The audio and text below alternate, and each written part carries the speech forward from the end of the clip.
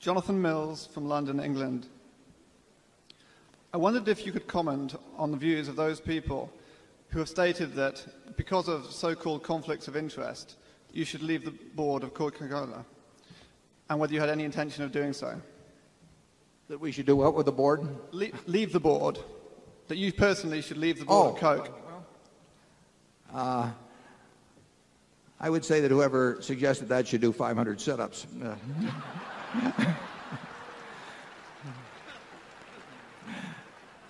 No, actually, Charlie and I, certainly I have, well, I'll let Charlie speak for himself.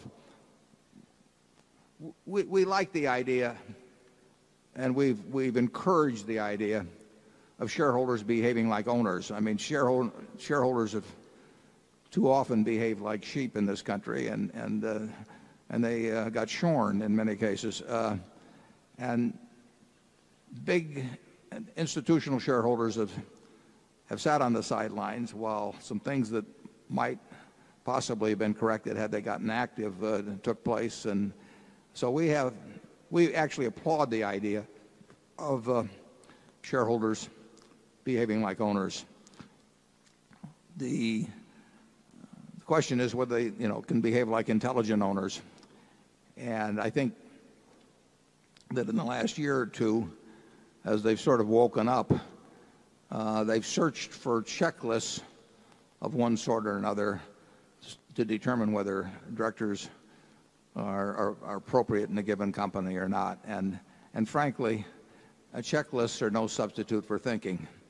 The real job of the directors is to come up with the right CEO for a company and prevent him or her from overreaching. If they do that job well, the rest takes care of itself. And you have to think some to determine whether that's taking place. You can't solve it by just running down a little checklist. I think it was Bertrand Russell who said, most men would rather die than think. Many do.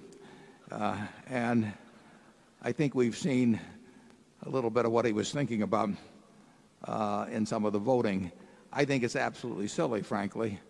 If Berkshire Hathaway owns 200 million shares of Coca-Cola, $10 billion worth, to not be able, it's a little silly not to think that the interest that Berkshire Hathaway has in selling some hours of training at flight safety or something would cause me to do something counter to the interests of the shareholders when we have $10 billion riding on that side of the table. I mean, it's almost absurd, and somebody doesn't understand proportionality at all when they come to that sort of conclusion. I also think it's absolutely foolish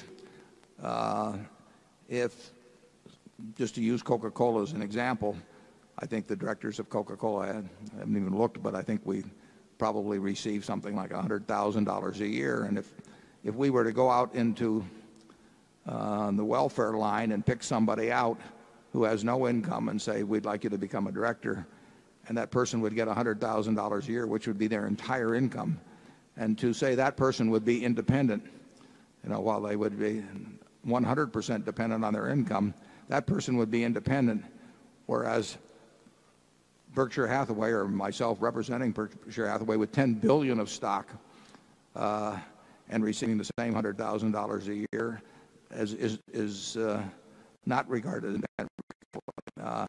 So I encourage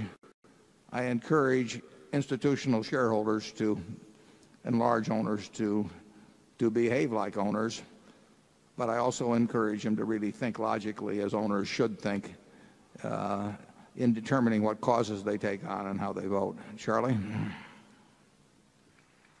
Yeah, I think that corporate America needs a fair amount of reform, but the cause of reform is hurt, not helped, when an activist makes an idiotic suggestion like the one that having Warren Buffett on the board of the Coca-Cola Company is contrary to the interest of the Coca-Cola Company.